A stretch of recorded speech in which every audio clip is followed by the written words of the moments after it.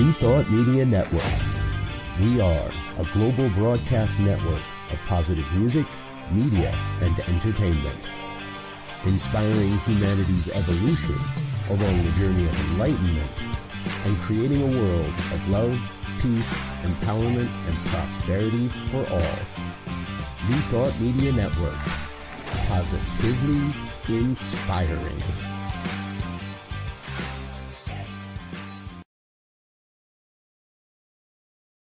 Welcome to Girls Behaving Metaphysically. Your hosts are two girls who believe that life is awesome, that laughter heals, and that it's possible to find deep spiritual insights in everyday experience. Here come the girls. It's more than practical.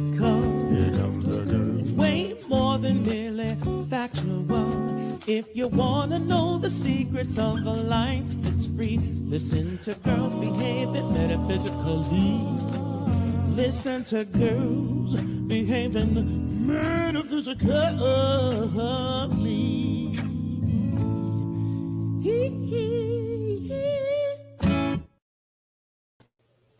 Hello, and welcome to Girls Behaving Metaphysically.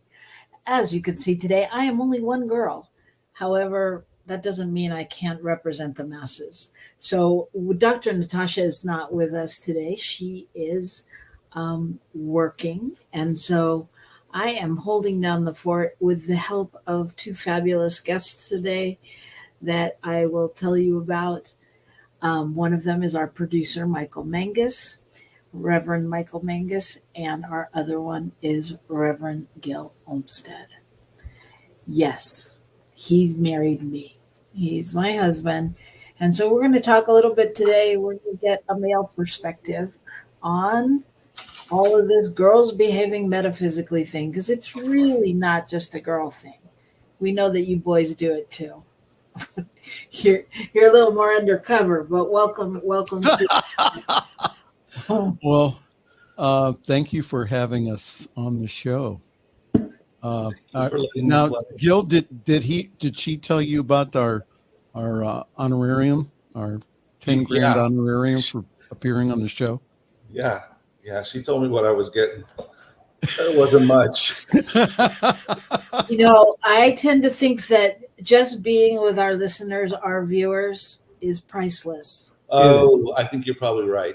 Right? It is. It's priceless, right? Let's stay in that consciousness, boys. Okay. You see, you know, it's so much easier with girls. Boys go rogue.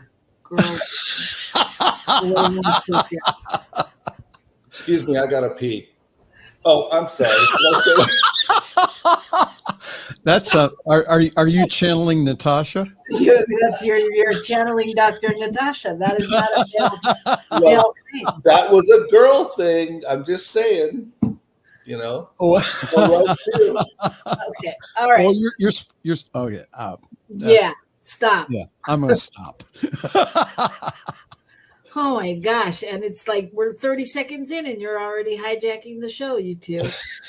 Note to self. It's like they tell actors never work with children or animals because they're too cute. I think note to self, never work with ministers. Got it. Okay. Oh, we're too cute. We're too is that what you said? We're too cute? No, yeah. She said children and animals are too cute. Right. Okay. All right, so we're going to stick with the show format, and what we're going to do first is we are going to pull a card, but I am going to let our guest, Gil, pull our first card. So this is the card pull of the week, because here in the spiritual world, sometimes we like to find a sign that shows us where we're going or where we've been or what it all means. And so we're going to pull a card and see what comes up. Do you want to tell me where to pull, or you just want me to pull? Wherever you feel. We're sending you the energy. Yeah.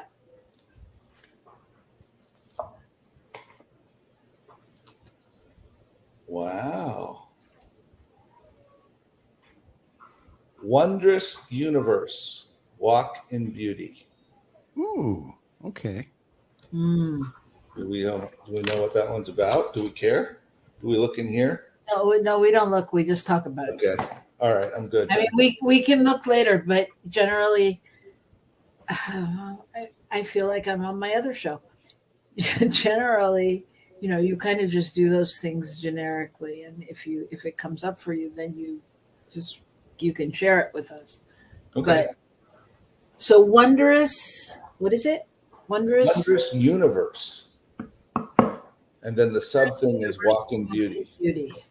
I think that's a really, I mean, that's been kind of a theme recently, just about the expansiveness and the possibilities of the universe, and seeing it show up in the different places where we are. And so for me, that kind of makes sense as a, something to be reminded of. Yeah, I would say more about that though. Like, how do you see it showing up? Well, just the sense that even in the midst of sometimes feeling a bit,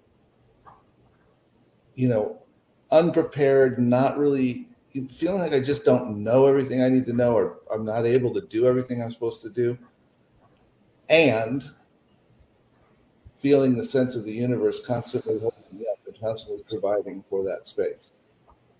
Mm. And that's a wondrous thing. It really is. Yeah. So welcome to those of you just joining us, and we just pulled our card of the week, which was Wondrous Universe. There you go. Wondrous Universe. So Go ahead. yeah, so for me, beauty is I mean, it's not only when I think of beauty, first I think of nature, and also I think for me, I think of all the good in my life, and it's been some of my tendency is to look at all the brown and not look at all the green, the blues, the reds, and other things that are really good. I'm thinking of the so-called political situation here in the United States, how people are just some folks are just really freaking out about it. And it's like, it's going to be okay. We still have a lot of good around us, and that good is found in people. And that beauty is also found in people. It's in my relationship. I was saying, I was talking to a colleague earlier about the one thing that I really treasure in my life is our spiritual community here in Akron, because they know me, warts and all. Mm-hmm. They've been in board meetings with me. They've seen me get upset. They've seen me, also say a few words maybe I shouldn't have said.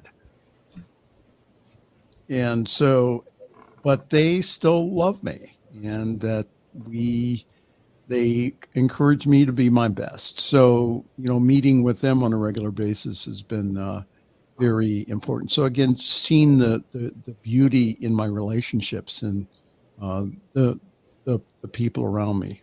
So, well, it's interesting that you bring up our political situation, because that's what came up for me when you said wondrous universe and the rest of it. Walk in beauty. Walk in beauty.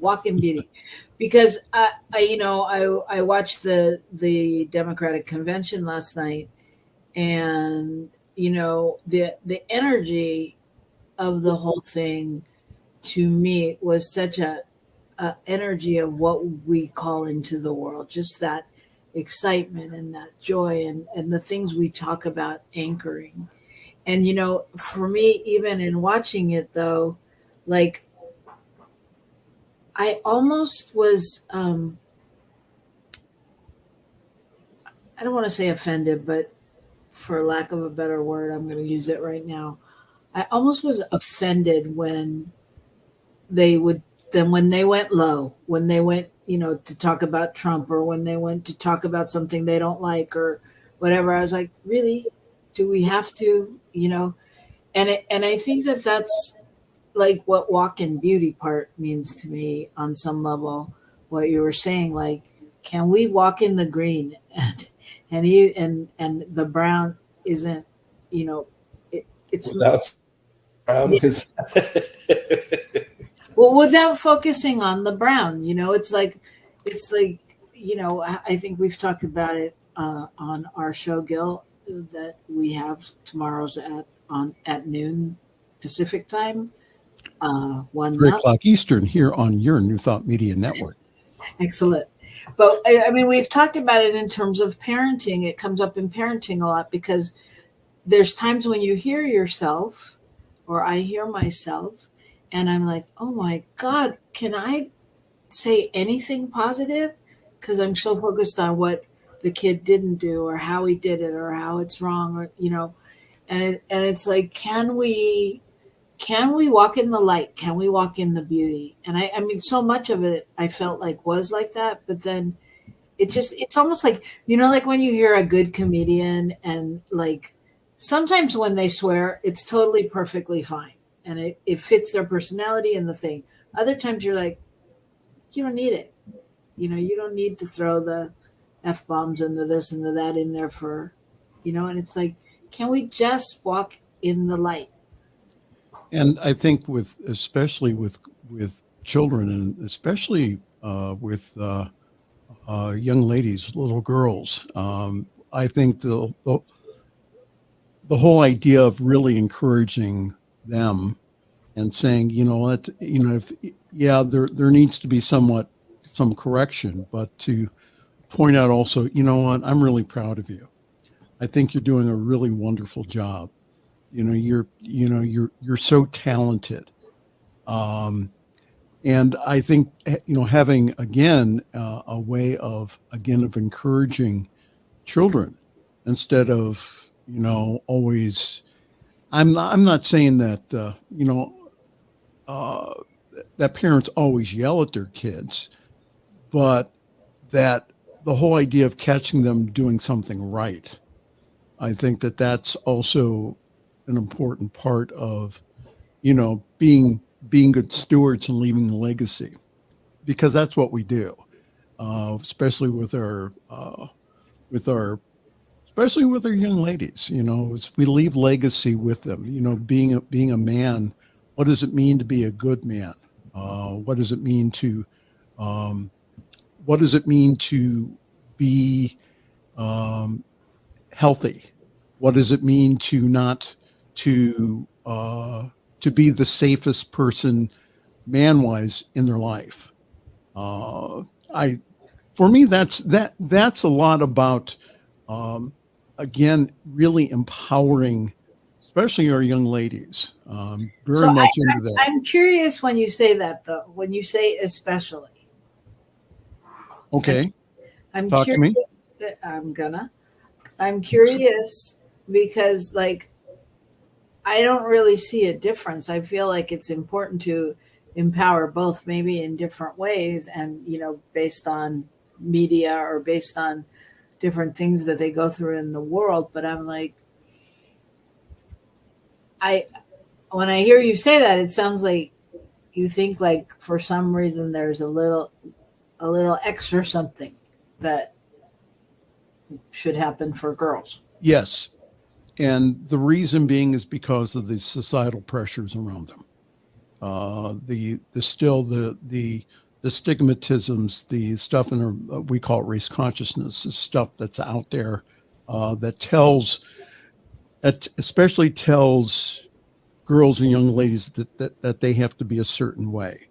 You don't think it's the same for boys? I think it's a little better for young men.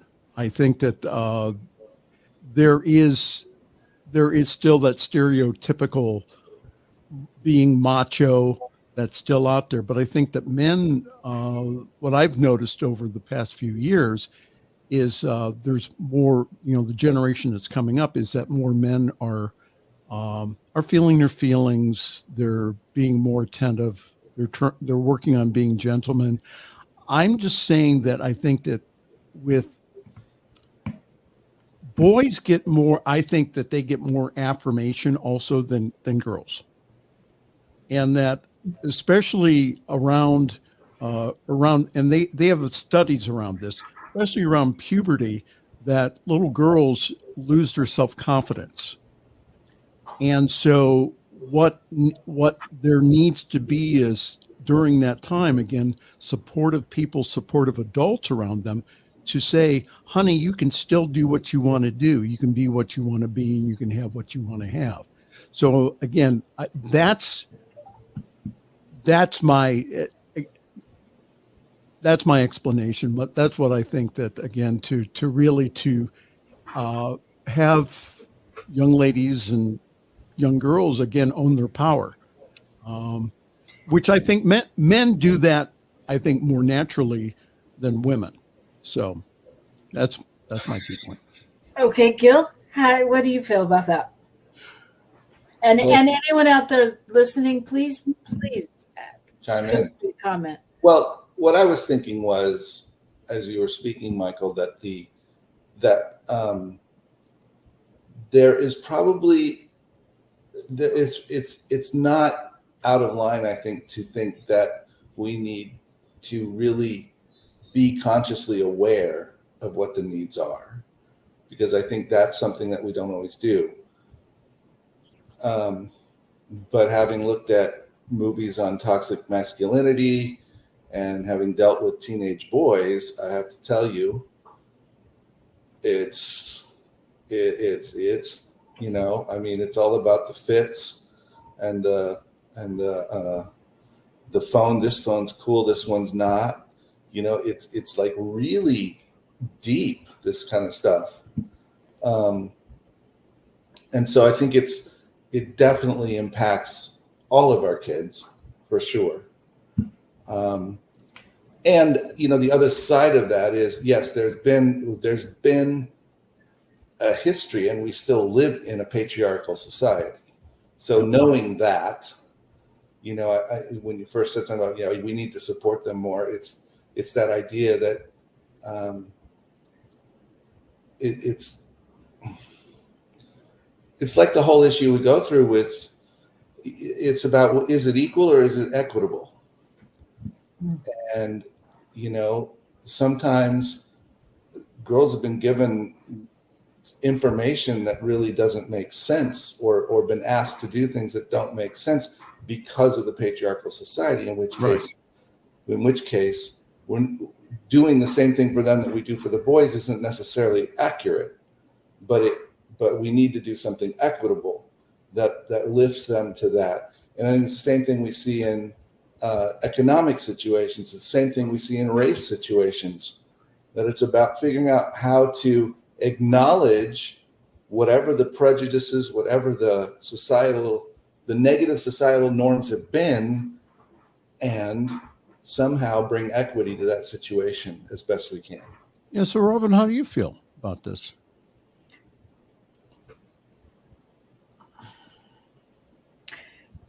I think that I think that I agree with bits and pieces of all that's been said. Bits and pieces.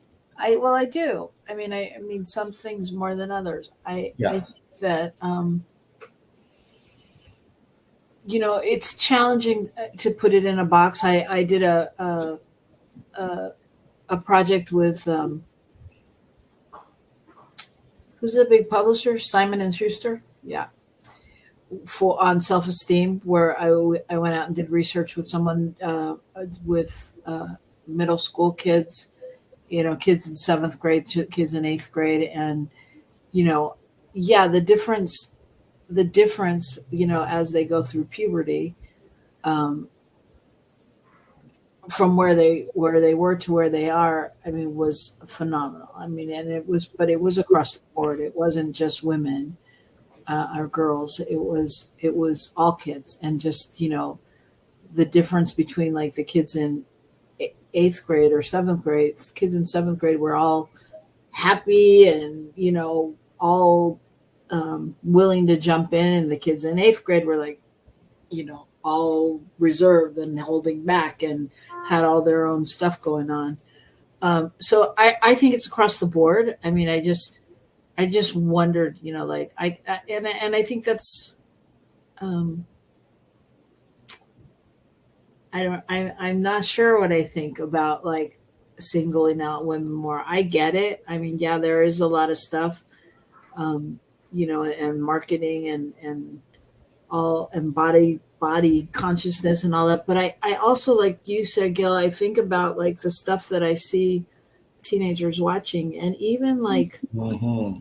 the normal stuff on YouTube. Like I happened to look at a video that one of our kids was watching, of a guy that was making turkey wings, and I was like, really, this is who you're watching? Because it wasn't just a guy in the kitchen cooking. He was like, hey, and it was like this big show of like, man, ha, and it's this thing, this showy thing that they seem to be very attracted to now. That seems to be like the YouTube influencers or the people they're watching, and it's interesting because, like you said, Gil, there's a piece missing, and I don't think it's in only boys. I think it's across the board, but we obviously notice it in boys because we have them. Um, there's a piece missing of like just a consciousness of what's the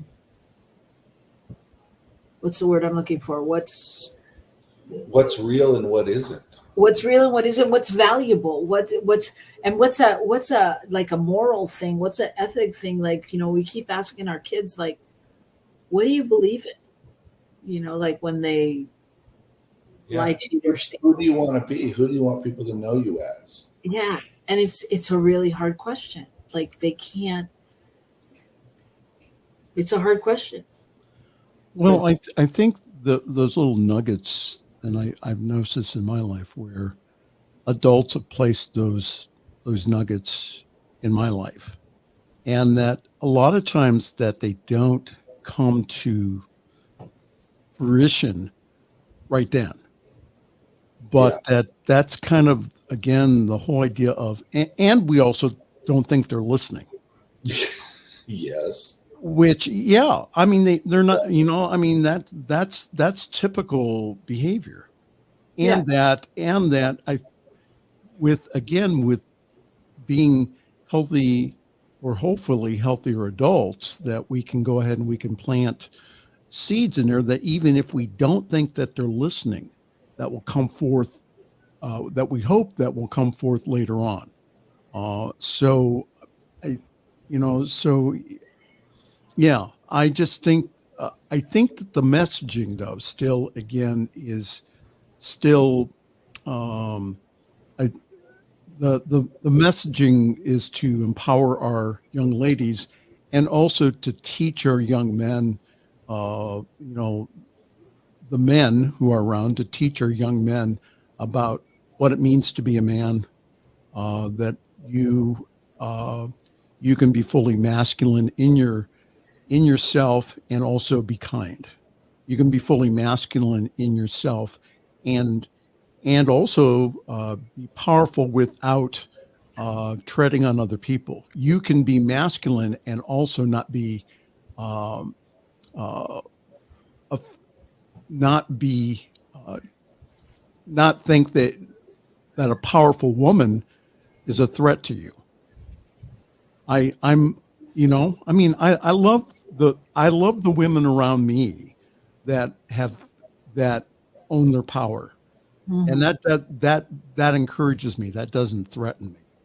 And again, it's because I've worked on myself over the years.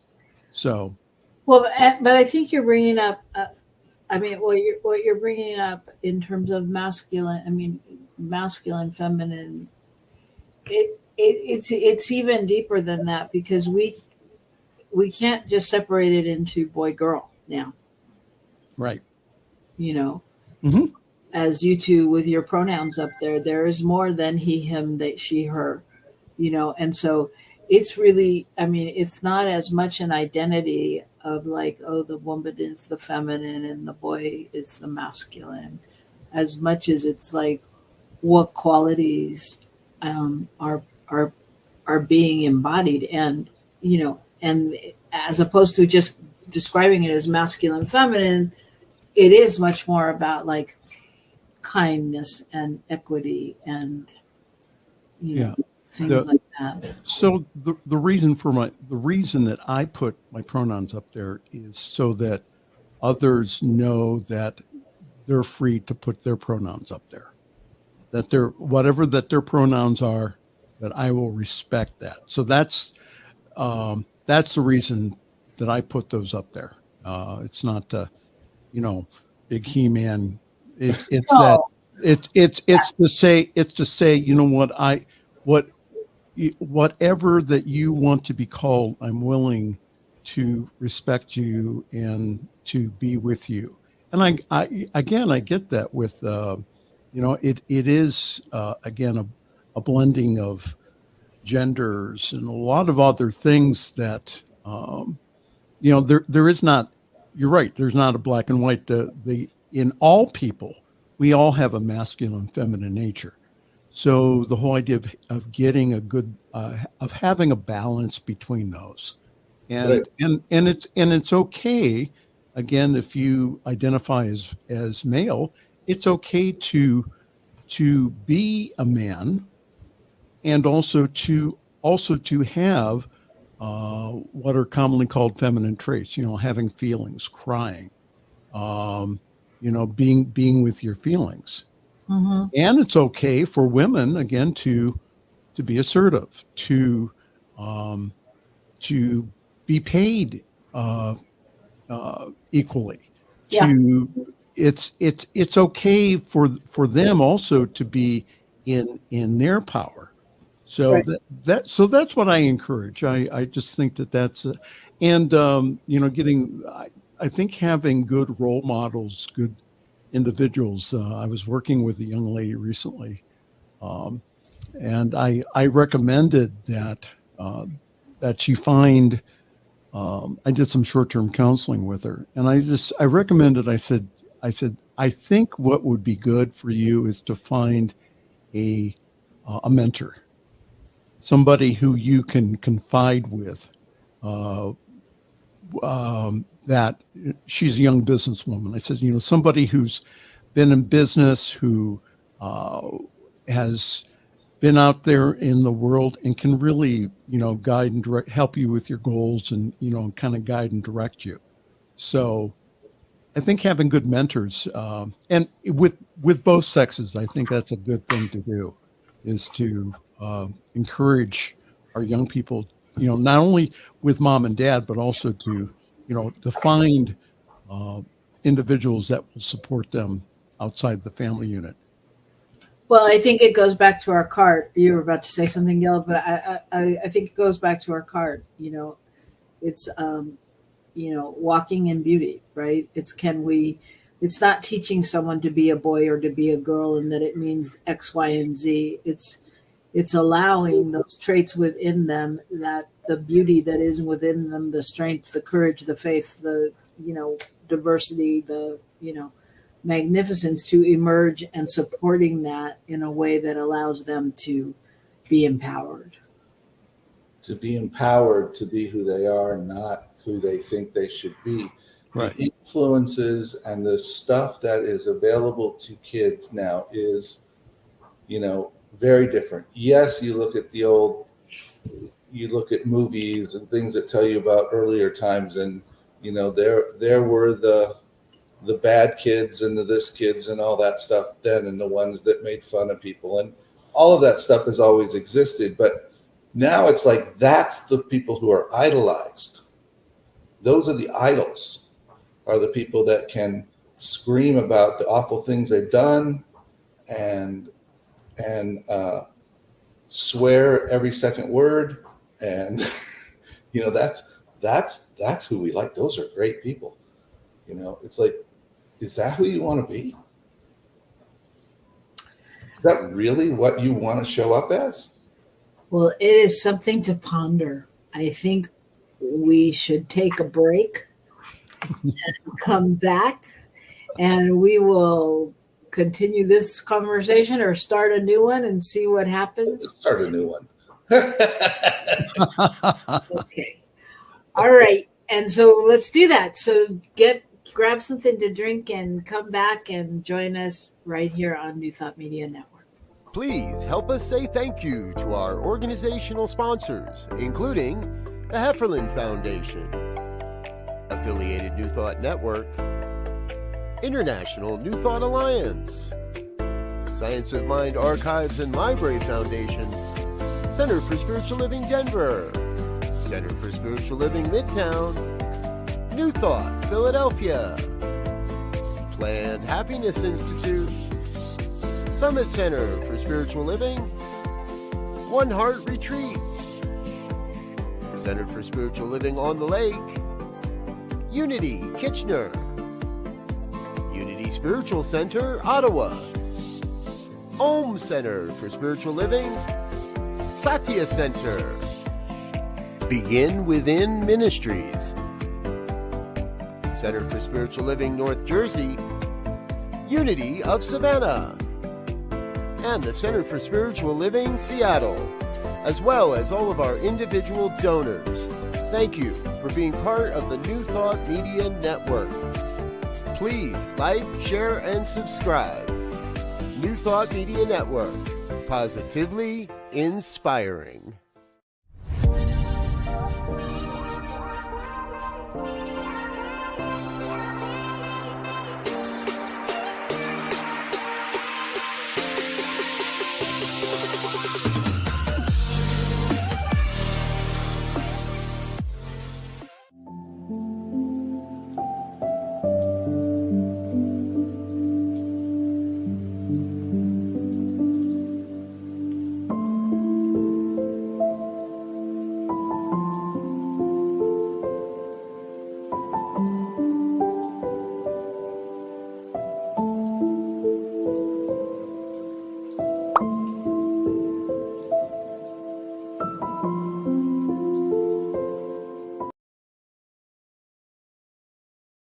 Welcome to Girls Behaving Metaphysically. Your hosts are two girls who believe that life is awesome, that laughter heals, and that it's possible to find deep spiritual insights in everyday experience.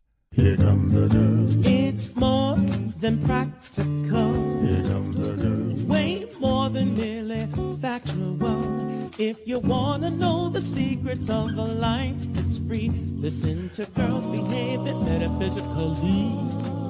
Listen to Girls Behaving Metaphysically.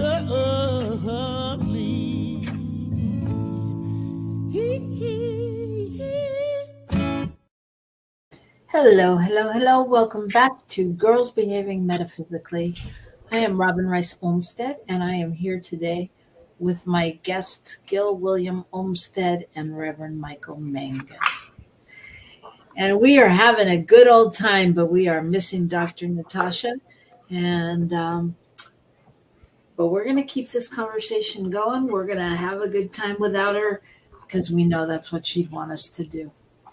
So I was thinking about and what's been on my mind is, you know, in this conversation and before, just thinking about how different men and women really are. And, you know, always when I think about that, I think about the men are from Mars, women are from Venus type books and things that we've learned along the way. And I thought we could just start by talking a little bit about that, you know, and I'm going to start us off with a quote from John Gray, from Men Are From Mars, Women Are From Venus. And it's what he says is that men are motivated when they feel needed, while women are motivated when they feel cherished. Absolutely. You guys shake your head and say absolutely. Do you guys remember that? Like when you're dealing with a woman, with your wives? So over the years, I've learned to listen more than I speak, that the women in my life really want to be heard, and not just the words, but they really want their emotions and to really just to be able to express, and just and also for me just to just be there to witness for me, and also I will say, is there anything? How can I support you? Is there anything I can do? Would you like a suggestion? Would you rather than do the typical male thing of going in there and fixing it, which I'm good at that, and that usually does not work in that. But the tendency that I've seen, especially in doing do premarital counseling, that tends to split couples apart rather than. So what I teach in premarital counseling is that yes, men are from Mars, women are from Venus, and to notice that, and to say that there are some times that men just don't want to talk about it, that they need some cave time, they need some time just to chill out, and honey, I just need some time. And sometimes you have to explain it. Honey, I just need some time just to go think. I've had a really interesting day. I need some time to think about it, and then I'll come back and talk to you about it later. So, you're talking to somebody who's done, who's been through a lot of therapy, and, has read a lot of books, and has thought deeply about, my relationships, and also my relationships with women. So, that's my perspective. Yo, William Olmsted. Well, as you started this and said you wanted to talk about it, all I could think of was, yeah, of course you want to talk about it. We don't want to talk about it because we don't want to talk about that kind of stuff. I mean, it's too much sometimes, and we have these differences that can be pretty profound sometimes, and we can be having a discussion, Robyn, about something like when you're working on the computer and it's not working for you, and you're telling me you need to have it working now, but when I ask you questions, you get mad at me for asking you questions and asking you to give me information so I can help you make it work now. You know what I mean? And that's like, well, you just said you needed help to get this fixed, but you don't want it. And I realize there's the thing about being heard, but sometimes in some situations that doesn't even make sense to me. I don't understand. Why would you want to be heard in this moment when it's critical for you to get something done? Why don't you just want to find out what you need to find out? You could be heard later. Well, I think those are two separate situations. Okay. So the one situation that at least the way I'm hearing it, the one situation that Michael's referring to me is sometimes I go to you and I'm like, I go to you and I'm like, I'm really frustrated about this, that, and the other thing that's happened in my day. Right. And that's when, when Michael says, sometimes I've learned to just listen and to then say, do you want some advice? Do you want a suggestion? Do you, how can I support you? What do you need? That's that. Right. So when I come to you and as a woman, when I come, well, that's always the way I come to you, but as I come to you with a situation like, oh my God, which is an emergency situation, right? Oh my God, I need the computer to work right now. And you're like, well, why isn't it working? I don't know, but I need it to work right now. Well, is the blah, blah hooked up to the blah, blah? If I knew that, I probably would have called you and said, the blah, blah isn't hooked up to the blah, blah. How do I hook it up again? You ask me questions that in that moment don't make sense to me. because if I had those answers or knew how to do what you were asking, or cared to learn at that moment, I would be able to have the bandwidth to take that in. But if I'm in the middle of a situation, I don't want to be mansplained. I don't want to hear how to make something work. I just want it to work. That's all. Right. Magic. Just but that's the way you guys are anyway in my world. Many times you're just magic, because you go and you go, oh, it's not working. Let me hook up the blah blah to the blah blah. And I'm like, wow, that's amazing. But I don't want to be the magic man. I just want the magic to happen. Right. And I can't take it in. I can, just like you guys don't have the capacity to talk in the moment where we want to talk. We just want to work it out and get past it. And you're like, I can't work anything out. I don't have the capacity to take it in. Or to do anything that you want in this moment. I need a break. That's when I'm like, I don't care where the A socket is in the B socket and what goes in it right now. Just make it work, or tell me to put it in this socket or whatever. But I mean, it's the same. I think it's probably the same frustration on a different level, if that makes sense. maybe, yeah. Yeah. And the frustrating part for someone, like when we're doing that kind of stuff and we're apart and separate, is if we were together, I would sit down and do the magic thing, but I can't do the magic thing over the phone. And the only way I can do the magic thing over the phone is through you. Right. Yeah. And so in my head, I'm thinking reasonably, I need you to play along in order to help you make this happen. And I'm thinking you want help to make it happen. Really, you do. You want it to magically change. And I can't facilitate that, from where I am. Well, yes. And I mean, I use that loosely, but I get what you're saying, though. It's more the moment of frustration where I think my brain reaches a point where I'm like, I don't know. And I'm in the midst of it, just like you guys reach that point when we go, oh, come on, let's talk. And you go, I can't.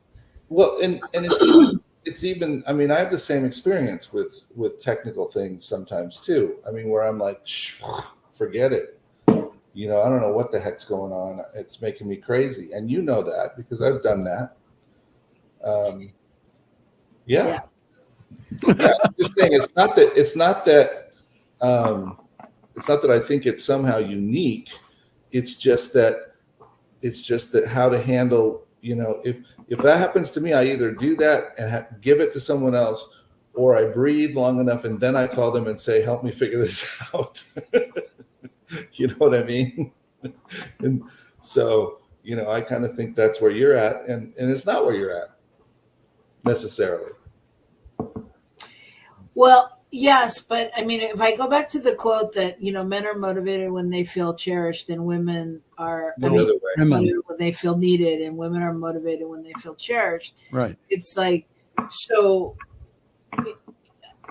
on some point it's got to, it's got to be that point. I mean, when I need you to do something, that's when, you men show up and go, all right, Right. And then when you reject it, it feels it's like a, you know what I mean? Right.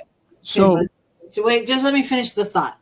Okay. And then when, for me in that moment too, so if we go to the part about feeling cherished, even if you can't make it work, or if you need something else from me, if you were able to say, hey, okay, babe, let's just take a breath, we'll get through this. You got this, or something that makes me feel cherished, heard, thought of, that, because in that moment it's a balance. I get it. I mean, I get it. It's a balance, I think.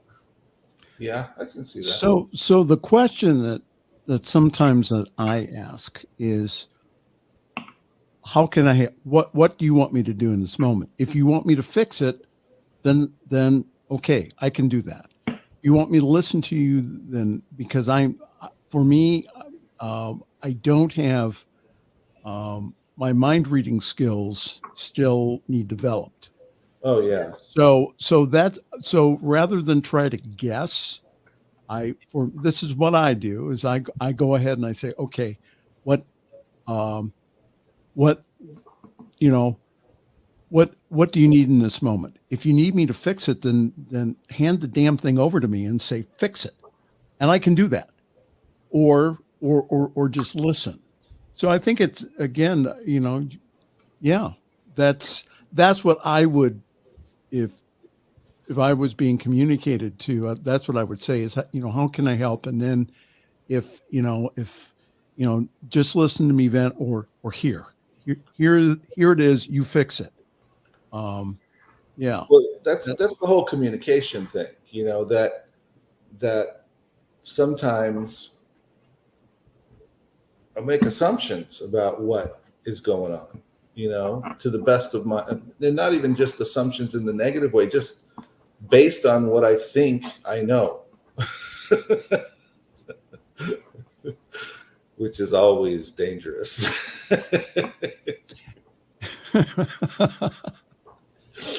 Well, and see, and that's for me, that's one of the reasons I like working, when I do, I perform weddings here in Ohio and Western Pennsylvania. And one of the things that I really, like to do, again, is premarital counseling, not for the couple, but it reminds me of stuff that maybe I'm not doing in the moment for my, in my relationships. So it helps me probably more than it does the couple.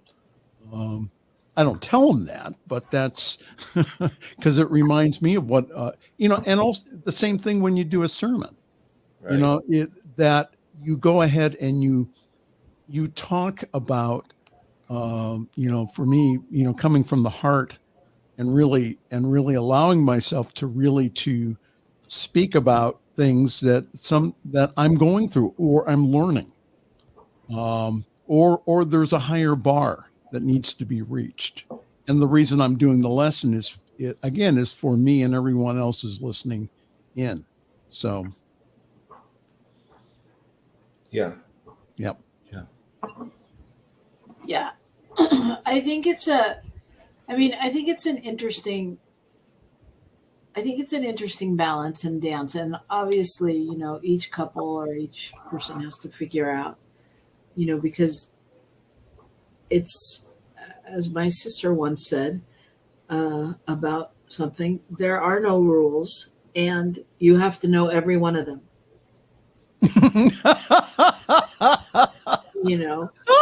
It's, especially in a relationship of a long time, you begin, you get to know people's patterns and you think, and there's certain things you expect or certain things and I think for me anyway, my growing edge as who I am is to really be able to stand in who I see and not in what I think I know. Because what I think I know will generally fool me every time, and I think then we're not giving people the benefit of the doubt for them to live into and be more of who they want to be. And I think obviously you both have done a lot of work on your spirituality and, on your compassion. No, I'm not being funny though. I think that, that's a big learning curve for a lot of people. Yeah, it's huge. And it's And I think the world is calling it forth in all of us, and especially men, like you said, Michael. Like, people are beginning to live more into their feminine, males especially, and it's become okay to cry and to, whatever, not have to do it in a stereotypical way, And I think that's, yeah, go ahead. Yeah, and I think too, again, being, answering the call to ministry for me, one of the things I've noticed is that, again, that stereotypical, I'm the man, I don't need anyone's help. And what I see in my profession is a lot of burnout, because when individuals do that, especially men do that, they're, especially during COVID, and after COVID, no wonder that some of the churches are experiencing shortages in ministers.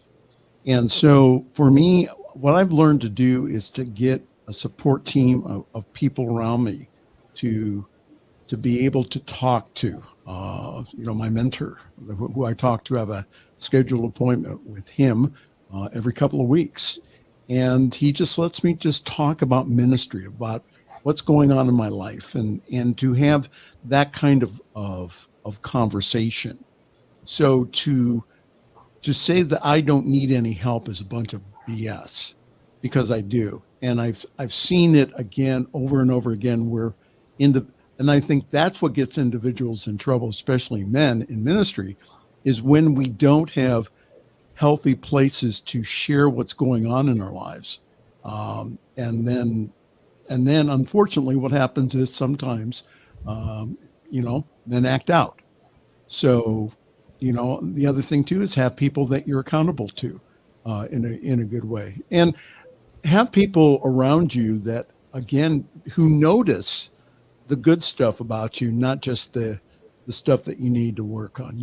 I'm really proud of you that you're doing that, or I really encourage you, and using words like that.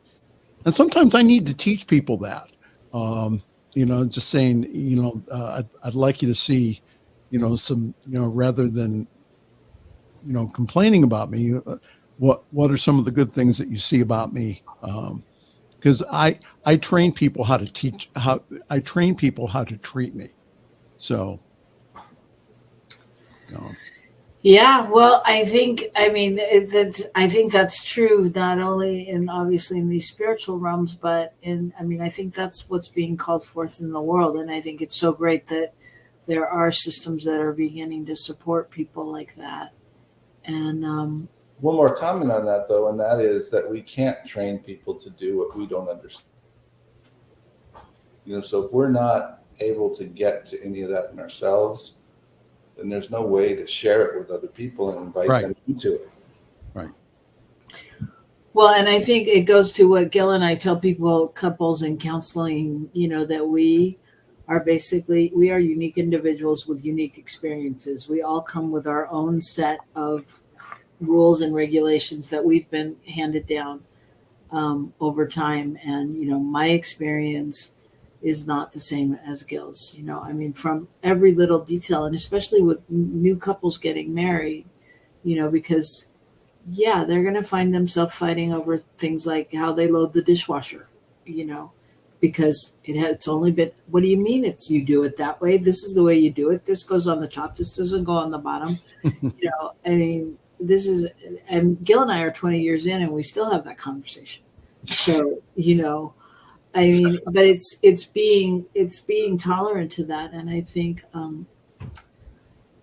again, this show could talk about this forever. These are endless topics, but I'm going to share one last quote as we go, that when men and women are able to respect and accept their differences, then love has a chance to blossom. And thank you. I think that's the key to life. When we can respect men and women, or partner and partner, it doesn't matter, how you identify. If you're in a relationship, when you can respect each other's differences, that's when you really have a chance to open up and live into new possibilities. Mhm. So, speaking of possibilities, I want to thank you both for being here and being the male representative of possibility. And I thought I was going to ask you all what it was like to have women in your life that were girls behaving metaphysically, but I'll just have to have you back. Well, There you go. All right. So thank you so much for sharing. And yeah, I mean, I think there's a lot of interesting stuff. And I just invite everyone to take that wondrous universe energy and live into the beauty that we know is right there, to take that out into your week and share it with somebody. And we'll see you next week right here on Girls Behaving Metaphysically. Thank you, everybody. Thank you.